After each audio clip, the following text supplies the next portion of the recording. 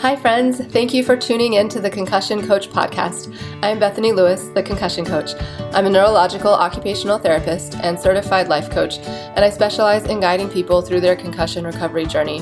I am passionate about helping people understand their injury, speed up their recovery, and reclaim control over their life post-concussion. The purpose of this podcast is to help increase awareness of concussions and the impact they can have on a person's life, and to bring hope to people who have suffered a concussion and those who love them.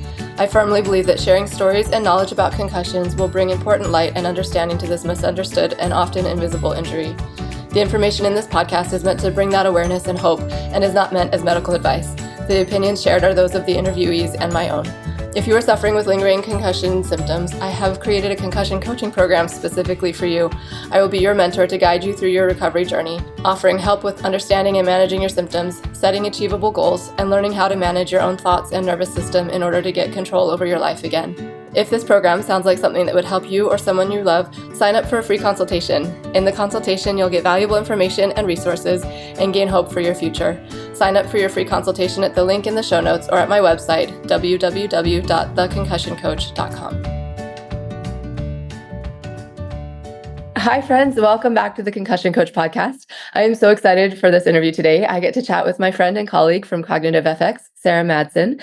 Sara grew up in Salt Lake City and graduated from the University of Utah in communications. She lived in Chicago for about 10 years, where she became a certified fitness trainer and has kept her license for over 20 years, working with people who are compromised in some way, usually by aging or neurological issues, such as MS or Parkinson's. She's been at Cognitive FX for 6.5 years, working as a NeuroMuscular Therapy assistant and also doing skills development. She's currently working on her master's degree in marriage and family therapy and will begin practicing in January. So that is exciting, and I'm so excited to have this conversation and hear some of the wisdom that you've gained over these years working at CFX and with people with concussions. So thanks for being here, Sara. Hi, Bethany. I'm so happy to be here. Yay. So let's just hear a little bit more about you. Like, where are you from and what are things that you love? So I grew up in Salt Lake and moved to Chicago when I got married. That's where I became a fitness trainer. And it just seemed like a really good job to have with kids and provided a lot of freedom and flexibility. And then I just, grew to love it and came to see how the body and the brain work together. And now I'm working on my master's in marriage and family therapy. So it's nice to see how the body and emotions work together. So putting that all together it's been really interesting over the past 3 years, kind of studying those all together. Yeah. Oh, I love that. The body and emotions working. That is super interesting and a different perspective than I think a lot of times people look at. So that's fascinating. I'm excited to hear more about that. So how did you get connected with Cognitive FX? Tell us a little bit more about what you do there. I had a neighbor who worked here, and when I talked about what I did, I'm a fitness trainer and work on some of these things. And I did work in a hospital when I worked at the University of Chicago Hospital for a while. Anyway, it was clear that what they were doing at Cognitive FX and what I was doing had overlap and applicability. And so I started working here. I've just loved it. And that's why I've never left, because I just find it so rewarding. Yes, it is so rewarding. That's so cool. So tell me a little bit about how much you knew about concussions specifically prior to working at CFX. I knew nothing about concussions, like nothing about brain injuries, really. And so it was, a big learning curve figuring out how to help people with brain injuries. And then on top of that, it's like we're a research facility. So even the things we are learning are all on the cutting edge of what's going on in concussion recovery. And so it's been, like I said, a real learning curve and really exciting. I think it's exciting to work here. I genuinely think it's one of the best concussion recovery clinics in the world. And I love that we're research oriented, and I love the things we're looking at right now. I love that. Tell us what surprised you as you came to know more about concussions and met the clients that you've worked with over the years. What was weird is, like, for me, it was just like, oh, you bumped your head. You were probably playing a sport and you bumped your head. And then you had a concussion that just never felt like it would go away. And since I started working here, I realized the many things that can lead to brain injury. I mean, including not even ever bumping your head. So whiplash. But also, I've seen people who come in because they have had massive sleep disturbance, sleep deprived for long periods of time. So that looks like a brain injury when we look at it. Or long haul COVID. We've had people who have been like poisoned or like carbon monoxide poisoning. We had someone who was struck by lightning. We've had people who just got like sick or went under anesthesia and woke up and never felt right. You realize in fact, a lot of the people that I work with in fitness training, I actually ended up referring one of my clients because I see fitness clients in their homes. Like that's where I train, is privately in people's homes. And somebody that I'd been working with for like years, I finally said to him, "Hey, have you ever had a concussion?" And he was like, "Oh no. I mean, my head went through a windshield at this point, and but like but it didn't really stick." And I was like, no, you probably." He came to get a scan. He came through a week of treatment. And it was very interesting to see how he presented afterwards, because of course I have a major before and an after. And so it was just like his brain woke up. It was like more alert, it was like he had the bandwidth to be aware of like what people were doing around him. It was really interesting. And this is a very high functioning person. So in that way, like I start to see like it's like the doctor going through medical school. Everybody suddenly has everything wrong with them. But honestly, I start to see brain injuries everywhere. But it's because I actually do think a lot of us are compromised by some sort of a brain thing, including trauma, like intense trauma, right? We don't have all the information. My son, so we started to do this research around attention deficit disorder, because neurodivergence can look like a brain injury when we do a functional scan. So my son has ADHD, but has never had a brain injury. And so we did a scan, and his brain legitimately looked like, "Oh my gosh, you have a brain injury." He has a twin brother. We scanned his twin brother. His twin brother looks perfectly normal. And then we sent my son through a week of treatment. And at the end of the week, his scan looked different. And so it's just fascinating what we are learning about all of this neurodivergence and brain injury. Yeah, it is so fascinating. I agree. And really, really interesting how I think you're right. I think there's a lot more people who are dealing with a brain injury of some sort than realize it. It's a lot more prevalent than I think gets recognized. And that's part of why I want to do this podcast, is to get the word out there more as much as possible, because there's so much more that people are dealing with that they don't have to be dealing with. So if we can help. Oh yeah. I think it goes massively underdiagnosed. Mm-hmm. I think people don't like, "Oh, I hit my head a long time ago, and now I'm seeing things." You just don't, it's just not obvious. And so. Well, and like your friend or your client who's like, "Oh yeah, well, no, I haven't had a concussion, but I thought there was that one time where my head went through the windshield." Like that. Same with some of my like family and friends. I talked to them like, "No, you definitely had a concussion that time when you passed out after getting hit in the head with a lacrosse ball or whatever." Like there's just so many things. Yeah. So tell us more about what you do at CFX. Like, what is your role as the neuromuscular therapy assistant, and also in the skills development? What kinds of things do you do? So neuromuscular therapy assistant, I do everything that we do in the gym, minus I do no massage work. So I don't do any manual therapy, but we work on balance and we work on cardio, to boil it down to something simple. But since I started working, we've had major evolutions in what we've been doing in the gym. So at the beginning, it was like, we'll just do some cardio and then we'll just do some cognitive work while we try to balance. And honestly, that alone was great, because we saw great improvement from it. But now we've just made it much more sophisticated, and we've included vestibular work and vision work. Mm-hmm. And we have much more information about, like, it's so nice to educate our patients. Like, okay, your nervous system is just out of whack, and here's how we're trying to get it back in alignment. And so a lot of what we're doing, to me, that's exciting, is trying to regulate that nervous system through cardio exercise, then trying to restore balance through a lot of ways, right? Like, a lot of people don't know where their body is in space. Like, if you don't know where your body is in space, there's no way that you can ground yourself and align yourself and find stability. So some of it is like literally going like joint by joint and figuring out like, where is that joint in space? And does like kind of working that joint help you feel like you know where you are suddenly? So something as simple as that. It can also be, like I said, the vestibular system, or visually knowing where you are in space. Aligning all of those things and getting them all in order really helps with balance and stability. Yeah, that is so fascinating. And I imagine, tell me if I'm wrong, but I know with the visual system, a lot of times people come in and they don't know that it's off. Like they're Oh, yeah. shocked. Oh, I had no idea that my eyes weren't working together. Is that the same thing that like people, they don't realize that their body doesn't know where it is in space? Yes, absolutely. Like they don't realize they have poor proprioception, right? Like they don't know that they're not really feeling their feet very well until you start doing things with their feet and they're like, oh yeah, I see how that's working.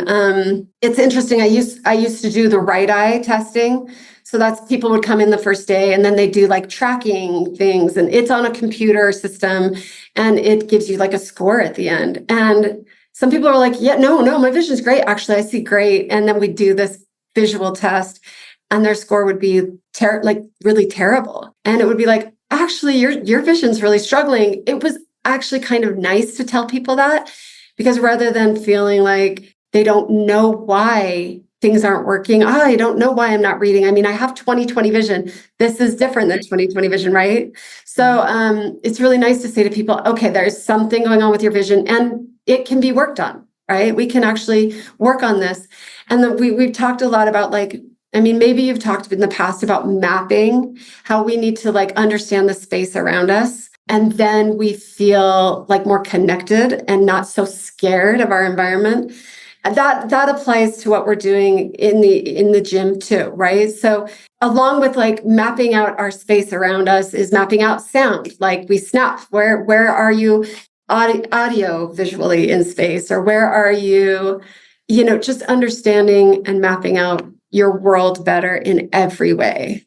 That's what we're working on. Yeah, and I think those things are so fascinating because they're underlying systems that again people are not even aware are off a lot of times. And when those things are off, it just throws everything off because like you said, the nervous system doesn't feel safe. And it's not like you're going around necessarily feeling like you're unsafe, but you're deep down like your body, Yeah. and that's maybe why maybe anxiety is happening more, but you wouldn't connect that to, oh, I don't, because I don't know where I am in space. Like it doesn't it's not an obvious connection. And yet like you said, it's such good news, like, oh hey, we know that we know this is a problem and there's things that we can do to help fix it. And then once those things are under control, then everything else seems to calm down a little bit, or a lot of it. It's pretty amazing. It's very subconscious. This is where the body and the brain, or the body and emotions, this is where it gets interesting to me, because your body will sense danger way before your brain does, right? Like way before you're conscious of what's going on. And that is really interesting. So I sometimes try to get people to understand like, hey, like when you feel anxiety or panic, like that's actually something to not feel like, oh my gosh, I'm doomed. My body hates me. My body's attacking me. It's more like, no. Your body's a very sophisticated machine, and it can sense something that you can't consciously be aware of. It might be preparing you for something. It might be preparing you at the wrong time and in the wrong way, right? But all it knows is it senses something is wrong, and it is there to protect you. So I try to encourage people, hey, that's actually a good thing that works. Because if it didn't, then there would be real danger in your life, right? So, but it's very uncomfortable. It is very uncomfortable, but I think that's such a good point. Like if it wasn't working so well, that would be problematic. But sometimes I think it's important too to note that it may be sensing danger, but it's basing that off of what it's perceiving and not necessarily what actually is dangerous or not. And so that's where the problem comes in. If it's picking up on danger because it doesn't know where things are in space or whatever, but there's not actually danger, then that's, we want to be working on trying to help establish that safety in the body so that you can like, and help the body be in a place where it can, so that yes, you can function and it's not constantly sending you signals of being in danger. So I think that's super, super interesting. I'm curious before we jump in more on that, because this is like that's a whole tangent. So I know, but I love that stuff. I think it's so fascinating and so important, and I definitely want to talk about it again. But first, what are some of the things that you've found to be helpful in helping people recognize where they are in space? Are there any like things that you guys do that have been particularly impactful there? Yes. So we actually start off our morning with something called neurosensory touch. And this I think has a lot of value. You literally are you're like touching, you start with your scalp and then you go to your back of your neck and the front of your neck and you kind of check in with your whole body. One part. Touch your own body. Yeah, you just gently like kind of touch your own body.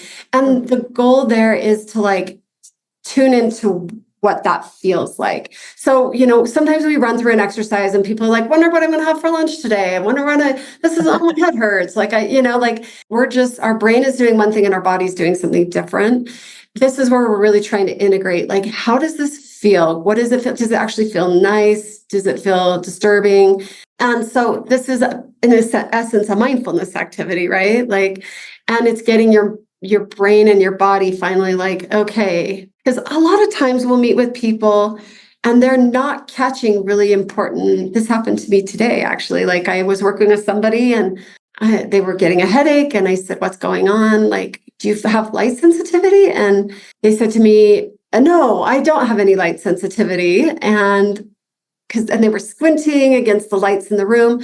And I said, let's try some of those tinted lenses. And we tried them on and they were really helpful and the headache went away. And it's just like proof, like this person's probably been dealing with their head injury for a long time and just hadn't made this weird connection that like, oh my gosh, like lights actually really are very stimulating for me. And I need, so there's this way that we're disconnecting from our bodies. So I like that this is one thing we do. We immediately check in and we pay attention to how our body feels. So we run down our whole body all the way down to our toes, paying attention to that and not letting our mind wander. So that's one way we kind of connect. That's so cool. It's cool. And the next thing we do is we go joint by joint and we have each of those joints move in a circle one way and then the other way. And it feels very tedious. I imagine a lot of patients come through the program and are just like, why are we doing this? This is so slow and boring. And I think I even felt that way initially. And then I came to see the value. And I think the value is like, first of all, you're slowing down. Second of all, you're thinking about your body. You're just tuning into how every single thing moves and how it feels.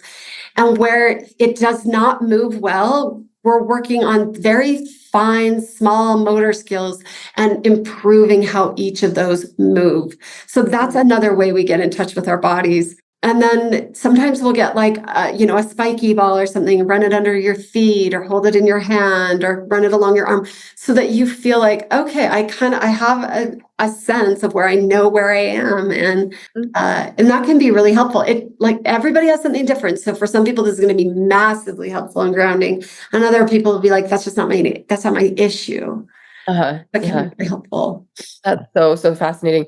And I could see how, it would be really important for that grounding and just like cueing into your body because we're so dissociated from our bodies sometimes. I think just people in general, but especially people dealing with a head injury. That's something I've heard a few people say is like, I felt like I was out of my body. It was like an out of body experience almost. And so I think that connection to the body is really important. And when you're in chronic pain too, sometimes you don't want to be in your, like I used to do like, okay, I want you to do mindfulness where you really think about your body. And they're like, I don't want to think about my body. That is where the pain is. And that's not my goal. And I thought, Dr. Spangler has been a great mentor in this area. She's very educated and has educated me a lot where it's like, when you have chronic pain, you may deal with things differently. You may advise differently. So anyway, I'm sorry, I think I interrupted. No, I think that's a really important point. So I'm just curious, is there a different way that you approach this? Or is this the physical touching of the body better or different for people who are dealing with chronic pain than just thinking about the body in different ways? Like, because I know there's like body scans where you imagine different parts of your body and like feel it, but is there a difference there between actually touching it versus the scan?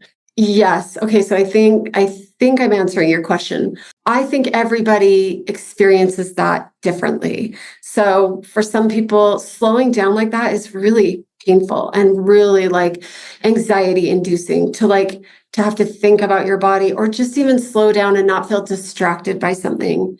That's really hard. And then we go through those joint movements, right? Like they're just ready to get on that treadmill and just start running, right? Like the slowing down is the hard part. Other people really love that, like checking in with their body. And so I don't know if I answered your question right. No, that's good. And I'm curious if there is chronic pain, do you do something different? Yeah, sometimes we'll do, sometimes for chronic pain, for chronic pain, we typically just advise, like, you don't have to sit with your body, think about your body, do lots of mindfulness if that's a really painful thing to do, right? Like those things are dealt with differently. Sometimes it's a strategy, right? Because I think those people have extra worry sometimes. And sometimes like distraction can be good. Sometimes strategies or tools around dealing with worry about, will this pain always be here? How do I deal with that? How do I, what if it never goes away? So really, that's a tough one to answer because everybody's going to be a little different, but depending on how they're reacting to the pain is how I would talk to them about it. That makes sense. Yeah, thank you. Let's ask, I would be interested in hearing more about the skills. So tell me, what do you do for skills? Like, what does that mean? What is the skills development?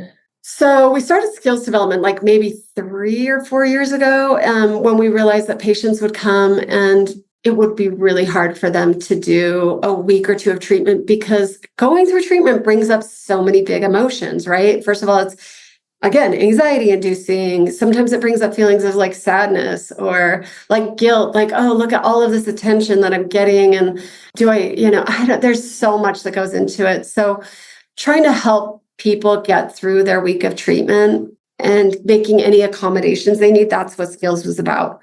But it also includes providing strategies and tools to get through the week or more ahead of them, right? Or even how to assimilate back to home because people go through these massive transformations, if not physically, then mentally or emotionally, right? And then getting back home, right? So a lot of times we're addressing questions of like panic, anxiety, worry, sadness, grief. There's just so much grief around a head injury.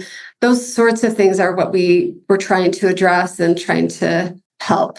Just put it in context for people. Yeah, and I imagine what you're studying now is probably right along the lines of that, to help with those things. So I'm curious, what inspired you to want to go into and get your degree in marriage and family therapy? I've been thinking about doing therapy for a long time. Like I should have done it back in my 20s, right? Because I've always liked trying to help people or listen to people or figure out kind of what they're going through and understand their experience. And I wish I'd done it a long time ago, but it's better late than never, right? And so I feel like after being a wife, a mom, working with concussions, working with chronic illness, like all of those things have really helped me feel prepared to talk to people and listen to people and understand better what they're going through. So it's been great, actually. I start practicing in January, and I'm hoping to work with people who have chronic illness or who have brain injuries or loved ones of those who have brain injuries, because I really understand that population.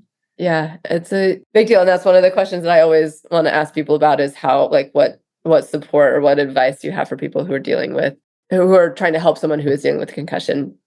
Like a loved one. Yeah. Let's go ahead and jump into that. Let's ask that now. What advice do you have for people for the support systems? I think one of the hardest things about having a brain injury is your inability to communicate articulately your needs. So you might feel a lot of things that you cannot put to words, right? And so your loved one is looking at you like, well, what do you need? Well, exactly, like, what can I do for you?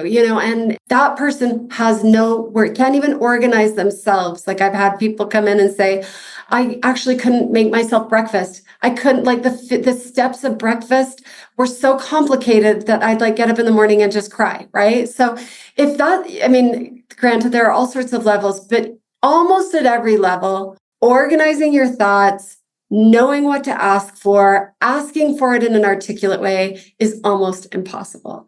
And so to have that loved one do some of that organization for you, where it's like, do you need more rest? Do you need to take a walk outside? What kind of food would you like to eat? And sometimes even decision making. I don't know. I can't.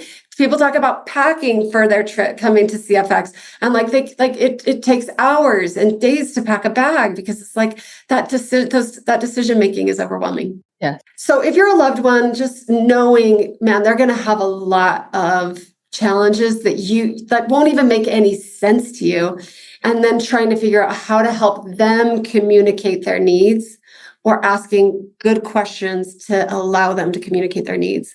Another thing that I think is hard for loved ones is they want to fire off questions, and they can be very overstimulating for the person with a head injury. And like this can be particularly hard for like teenagers who already seem like they're pulling back. And then when they get a head injury, it's like, how do I even access that person? How do I even talk to that kid? Why aren't you talking to me? And it's just like they can barely even talk to their friends who they want to talk to. It is so hard to navigate that. So maybe just knowing the right questions to ask. How much can you handle? I'd really like to feel close to you. What can you handle? What can we do together? How, that sort of thing. It's tricky though. It's so tricky, and it's so individualized, right? Every person has a different, it changes from day to day, probably what they need, and moment to moment what they're able to tolerate. But I think that's such a good point, just being aware of what is hard for them and trying to be patient through it. It's got to be so hard. And yeah, there's just so much to know what kinds of questions to ask and how, like how much space to give them to process those questions and respond. And yeah, it is. Yeah. But I think it's also something that people grow together and figure it out. Like it's a time, it might be a time thing as well. So especially at the beginning, somebody might not understand what's challenging for their loved one. And so yeah, taking the time to figure that out, I think, is important too. And were you going to say something? I actually, one of the things that I've noticed is the hardest for our patients is like the unpredictability of how they feel. It's one thing to chronically know what you're dealing with every day, which I think some people do, but I think almost the majority of our patients feel like I have no idea how I'm going to feel at this given moment. I don't know how that's going to make me feel. Some days I feel great, some days I don't. Some days I rest and I feel awful. Some days I push and I feel great. Like that. And nobody can understand what it's like to live in a body that I think is constantly just throwing you a curveball and you can never quite like land on anything. I think that's really, if you could validate that would be a really great thing to do as a loved one too. That's beautifully said, I think. And that validation piece really is important. And yeah to know like, yeah, you're not crazy. This is just your body and mind trying to figure things out, and to give them that space. I bet you do that a lot as a concussion coach. It's important, and it's something that is missed a lot, I think. So, and I love that we're both so passionate about helping people understand their mental and emotional landscapes and to thrive within their lives. And again, we have a shared love for people dealing with post-concussion syndrome and their loved ones. So, and we've talked a little bit about this, but I think it'd be helpful to get a little bit more out there. What other mental and emotional challenges have you observed that people with concussions deal with? Just get it out there so that family, friends, loved ones, and the person themselves might know, oh yeah, okay, this is typical for someone dealing with a head injury. What things have you noticed? So I think with a head injury and with other chronic illnesses, this sense of, am I stuck like this?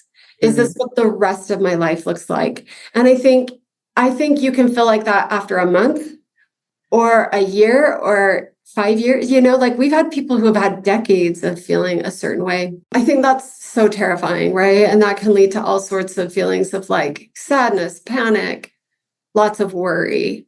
And then there's a strategy that we use that I actually really like. Initially, when it was presented to me, I thought it was kind of hokey, but it's super grown on me. And it's this idea of what we do, what is human nature is when we do this thing where we say, am I stuck like this? Is this the rest of my life? We start to project our futures, right? We're very forward focused. And it's like, well, if this is what I'm like for the rest of my life, then I'll never get married, or I'll never, like, my spouse will leave me, or like, I won't be the parent I want to be. All of these things are tragic and very difficult to process. And so we have to fill in that future.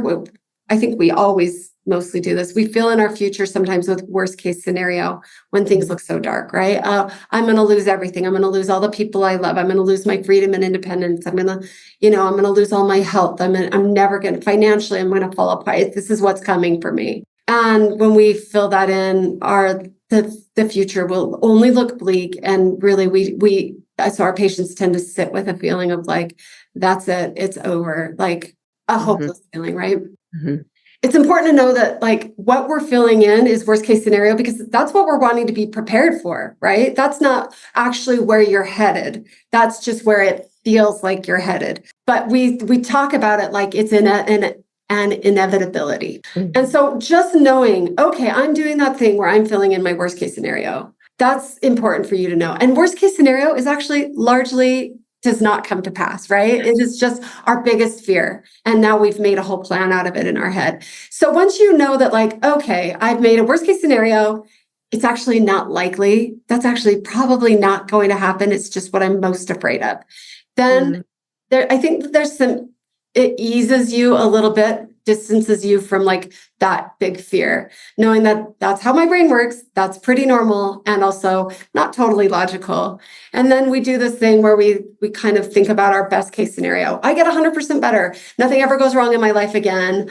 I have the job of my dreams and I have enough money. I never worry again, right? Like, I mean, neither of those scenarios are likely, right? Like we don't live in extremes. We never do.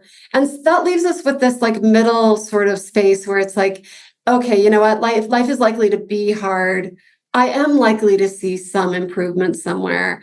There are likely to be scenarios where we learn more about the brain and I learn more about how to deal with it, so that can be a really helpful, that's a strategy I use a lot actually, because there's just so much worry that sits in chronic illness and chronic pain.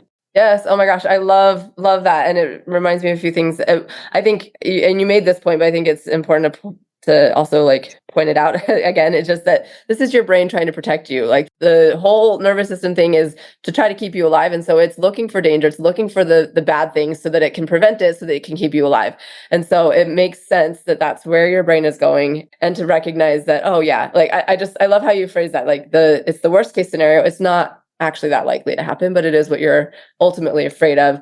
And then I heard basically this exact principle, but I like this phraseology of it, of like giving equal airtime to both, to like the worst case scenario and the best case scenario. If we're going to be making up a future for ourselves and that's all made up anyway, like let's give equal airtime to the good and the bad. And then, you're exactly right. It'll probably fall somewhere in the middle, but let's not just spend all of our time on the one versus the other. So I think that's really beautiful and important point. I appreciate it. I love that idea. I also love, let's see, we use this.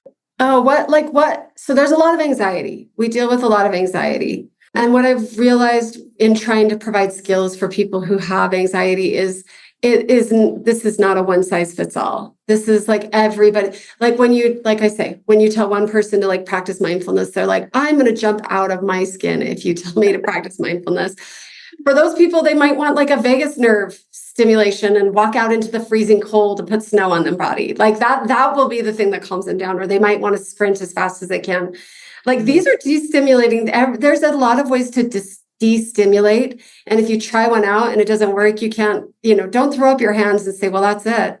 Like I'm stuck. Like there are things to try, even like distraction or like heavy stimulation, vagus nerve activation, like lots of things that you can try. Yeah. Okay. And that's actually one of my questions here. I would love to hear any specific tips. You mentioned a couple, but like any things that you've noticed that are helpful for people to regulate their ANS, autonomic nervous system, and just kind of generally destim. Any suggestions? Yeah, so the vagus nerve stuff is like gargling, humming, tapping. Some people do tapping, like I said, cold. So there are ways to like certain kind of massage that can be really destimulating. So mindfulness and meditation work for some people, like getting into your body, right? Like doing things that take your focus from future focus to present focus, or grounding activities, right? Putting on a weighted blanket, or like doing even that destimulating thing we talked about where you run your hand, sensory touch.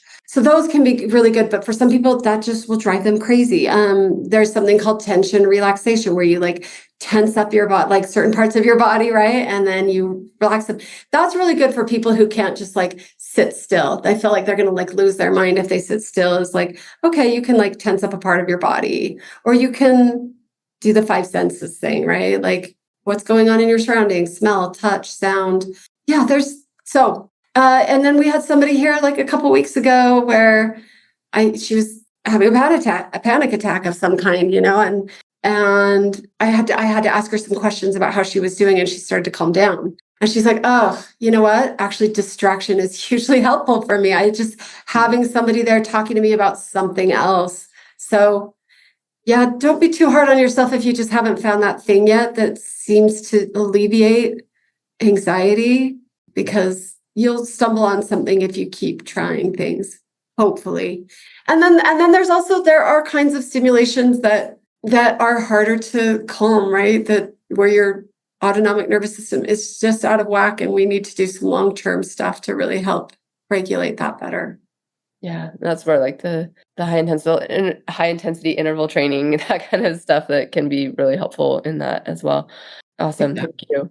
I'm curious if this is where the body and emotions piece mixes together. Like what have you learned about, because we were talking about body and mind, but body and emotions. How do you see that combining, and how do you help if your emotions are out using your body?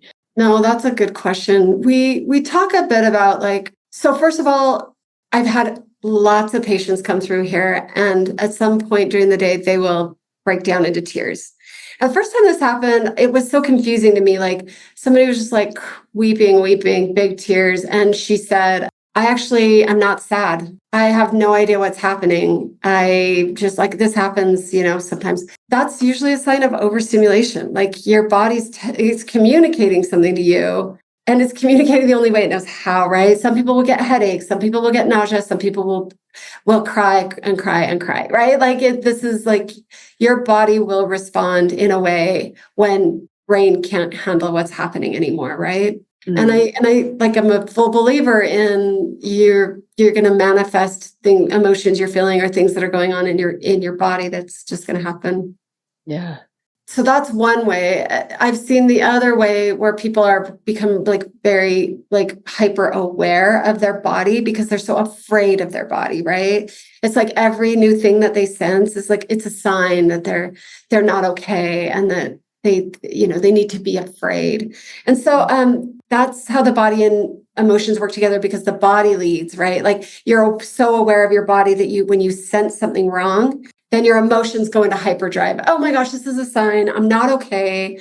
And then there's sometimes there's a panic attack associated with that, or a lot of sadness and tearfulness that's surrounded by that. When really the truth is, yeah, maybe it's not great. Maybe you sense a little bit of a headache coming on, and then you roll down this spiral, right? Where it's, oh I have a headache. Am I almost going to have a headache? My life is over. You're either panicking or you're crying, and then that's an emotional issue, even more than maybe a physiological issue. Or it started off just a little physiological, but it spiraled into something bigger. So that happens a lot, and that makes a lot of sense.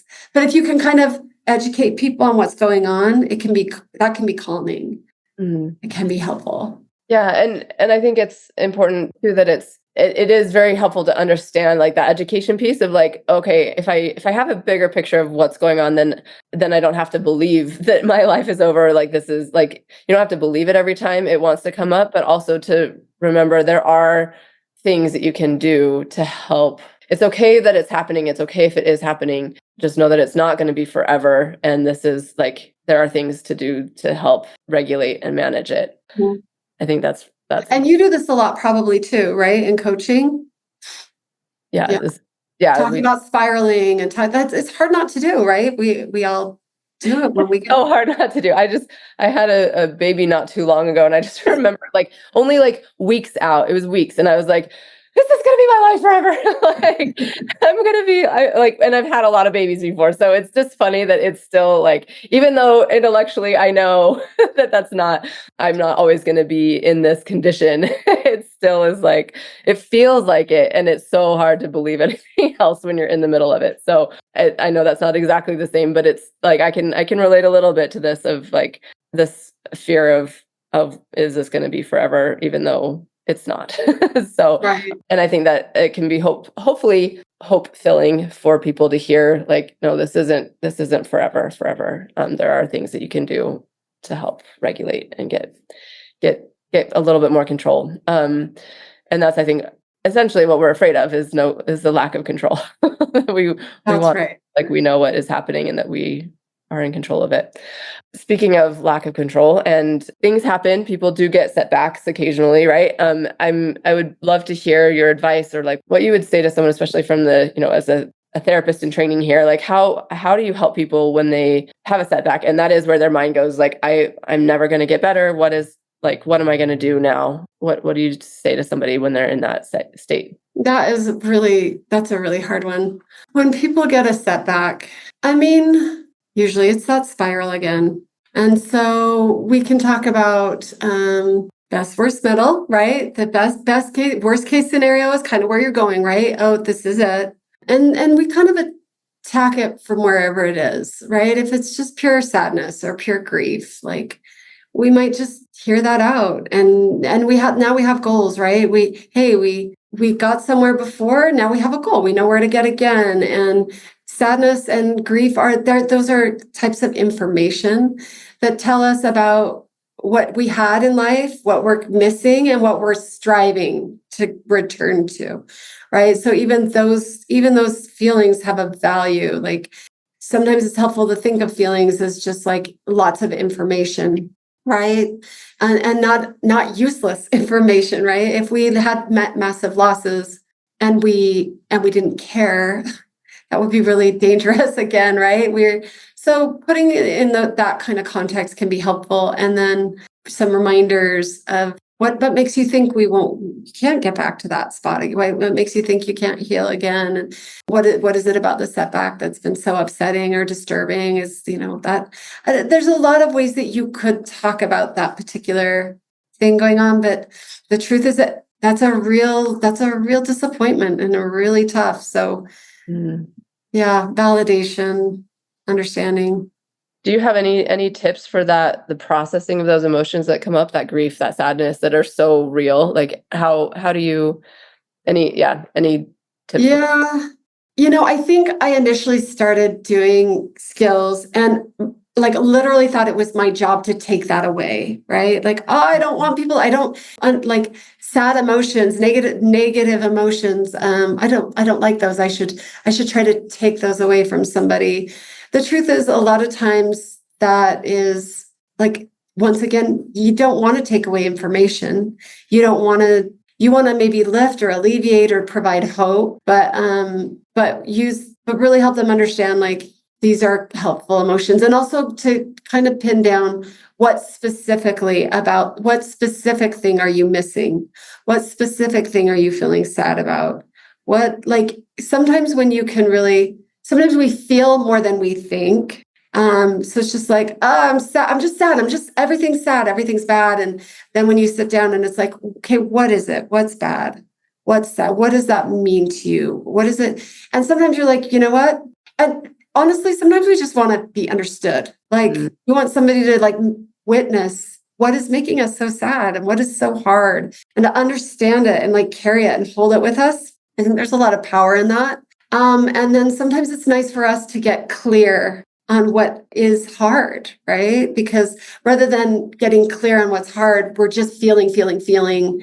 Those feelings are driving everything. And sometimes feelings, and so it's interesting how we can do it both ways. Sometimes the feelings don't give us a clear head of thinking, and we want to like draw ourselves away from the emotion and examine it a little more closely. Not so we can change its mind, so to speak, but so we can look at it outside of the emotion we're experiencing. I can't look at sadness with a sad lens. I have to look at sadness with, like as a detective, like what is that? What does it look like? Does it have value? Is it real, or am I just having a bad day? Or actually, am I just having that headache I have every week that's so upsetting, and I've attached all this meaning to that headache, and it really doesn't have the meaning I'm giving to it. Like, no, my life isn't over. I get that headache every week, and it's just upsetting to me, right? So there's a lot of ways of dealing with it, but honestly, like pulling away and examining it as from an outside perspective can sometimes be helpful.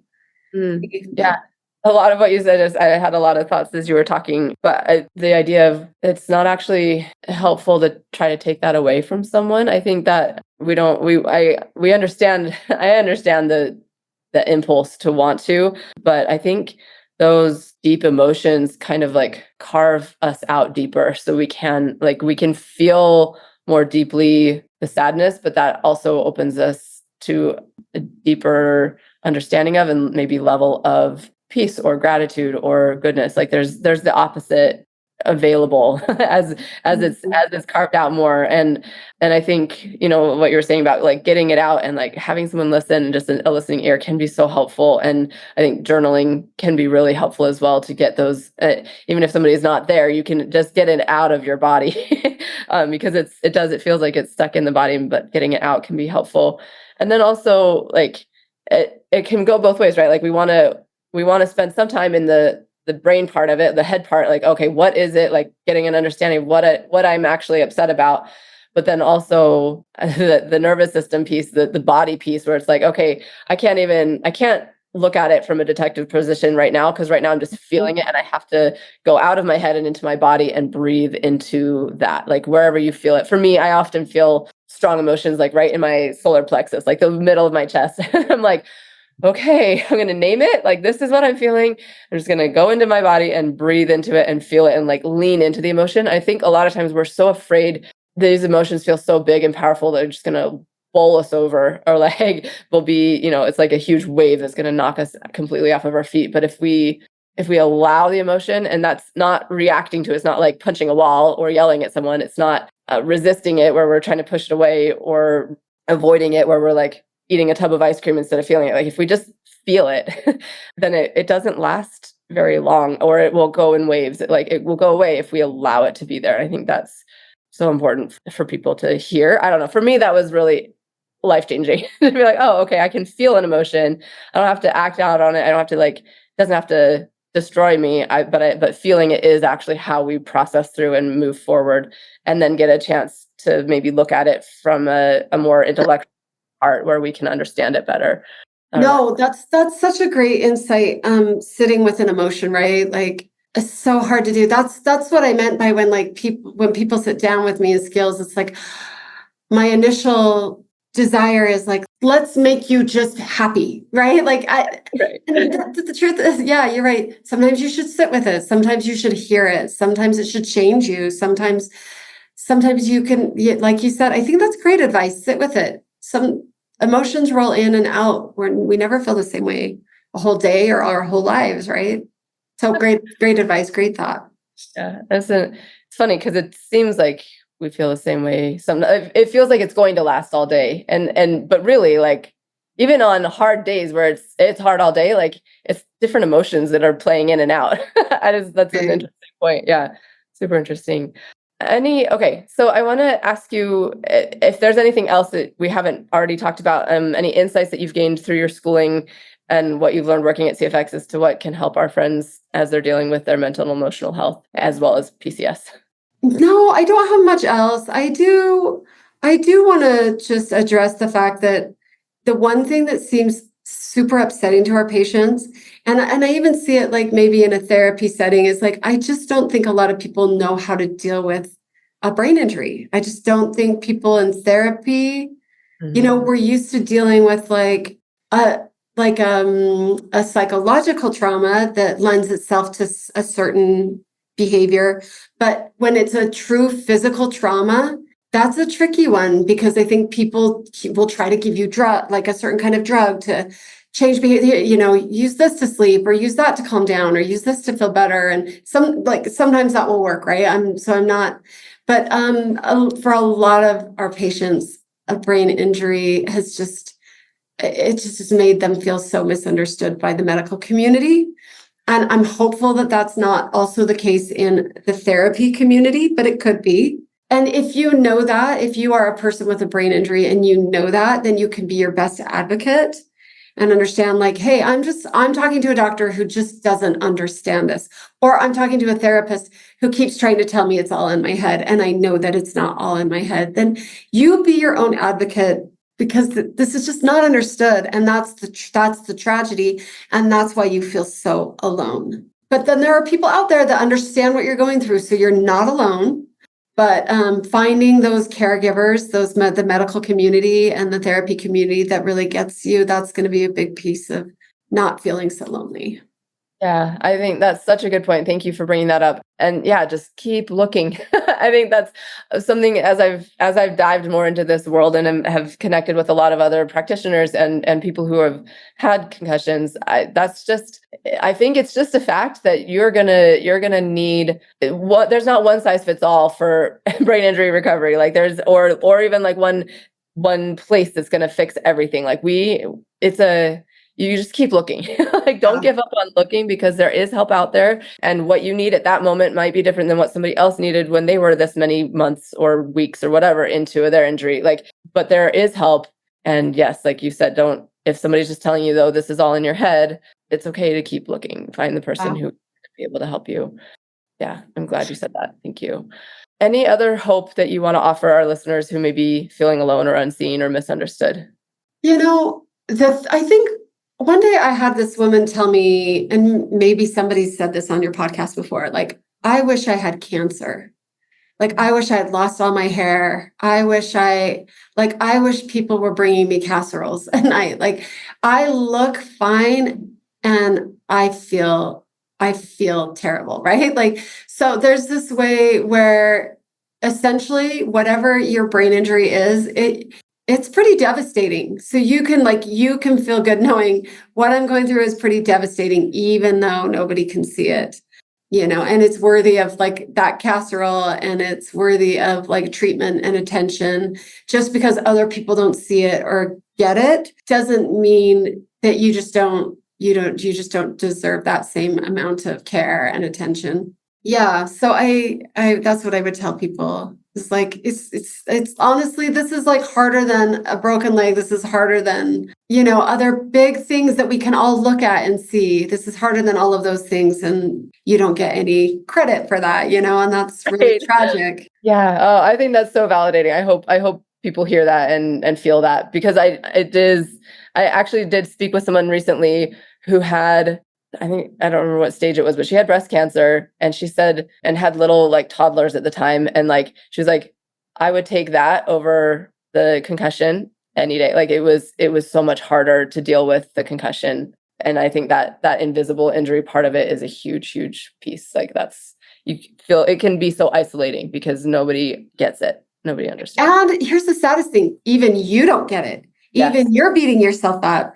You're like, I can get up and walk around all day, so I should be fine, right? Like I should just, and you're like browbeating yourself into like working a full-time job or going to overstimulating places. And you're just like, what's wrong with me? Why can't I just put on my big girl panties and like do this really hard thing? And it's like, okay, nobody would ask you to do that if you'd just been, hit by a truck, right? Like, and you feel like that inside, but everybody's demanding things of you, and you're the one that's not allowing yourself to slow down. So it's just like, it's coming from the outside and it's coming from the inside. Like if I'm capable of putting one foot in front of the other, I'm just going to do it, even if you shouldn't. Mm-hmm. Yes. So anybody listening who may be in that space, just take this as your sign that it's okay to take care of yourself, and it's okay to not be okay sometimes, and to admit it, and to do and find the help that will be legitimately helpful, because it's out there. And I hope people can feel some of that hope and trust in that. Anything else? I think we've covered a lot of really good stuff, and I love this. Thank you so much for this conversation. Is there anything else that you want to throw out there about concussions or mental emotional health? And if not, that's okay. But if you do, great. Otherwise, let us know how people can get in touch with you if they want to work with you come January or hear more from you. No, I would love to I'm excited to start doing therapy. I'm excited to work with people who have brain injuries or chronic illnesses or family members who deal with that. So yeah, should I leave my email address with you so I can get started working in the new year with you? That would be really exciting. And yeah, I hope the best for the people who are struggling. And it isn't just those who are injured, it's those who have injured loved ones. I mean, the tears that I see have come from like moms, dads, spouses. Like sometimes they're the ones that are like wrecked by this too. And then there's guilt on, the side of it's so complicated. So just know that you're not the only one dealing with it, and that there's hope and answers. Yes. Amen. Thank you. That is beautiful. And why don't you just throw out here, tell us out loud what your email address is. And So yeah, my email address is Sarah, that's my name, TAYMADS @gmail. So SarahTayMads@gmail.com. Yep. And let me know. And, I can put you on the list and start working with you in January. I would really love that. So yeah, be great. well, thank you so much for being here and for sharing this. I think you have a unique perspective coming from like your experience as well as your education. And I am grateful for this conversation. I hope it will be helpful for people. Thanks so much. Thanks, Bethany. Thanks for what you're doing. I'm so glad you listened in today. I hope you have gained some helpful insights and inspiration regarding dealing with and recovering from concussions. My goal is to create more awareness and education about concussions and the fact that there is so much that can be done to improve life after someone has had one. Help me spread the message by liking, commenting, rating, and subscribing to this podcast, and share it with others who would benefit from hearing it. There are more resources available on my website. And again, if you or someone you love would benefit from concussion coaching, sign up for a free consultation using the link in the show notes or at my website, www.theconcussioncoach.com. Thank you. See you next time, and take good care of that amazing brain of yours.